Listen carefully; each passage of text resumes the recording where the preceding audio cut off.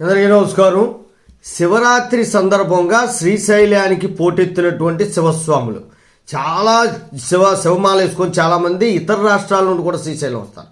ఇలాంటి వారిపై పోలీసులు లాఠీ చార్జీ చేశారు. అంటే ఎక్కువ జనాభా ఉన్నప్పుడు తోసుకోవడం అనేటువంటి జరుగుతుంది, లేదా చిన్న చిన్న అనుకోని సంఘటనలు అనేవి జరుగుతాయి. సర్వసాధారణమైన విషయం. ఎందుకంటే పాపులేషన్ డెన్సిటీ ఉన్నటువంటి దేశాల్లో ప్రధానమైన దేశం భారతదేశం. కాబట్టి ఇలాంటి దగ్గర అన్నెసరీగా మీరు లాఠీ ఛార్జీలు చేయడం, కొట్టడం, తిట్టడం చేస్తున్నారు అంటే దాంట్లో చాలా లోపాలు ఉన్నాయి. మీకు ఒకటి, మీరు కంట్రోల్ చేయలేపారు, మీకు ఒక ప్లాన్ లేదు. మీకు ప్లాన్ లేకపోవడము, అలాగే కొంతమంది ఇతర మతస్థులను కూడా పోలీసుల్లో ఉన్నారు. అలాంటి వాళ్ళని తీసుకెళ్ళి అక్కడ నియమించడం జరుగుతుంది. వీళ్ళని నియమించేటప్పుడు ఆ పోలీసులు ఏ మతానికి చెందినవాడు అన్నది చూసుకొనే నియమించాలి.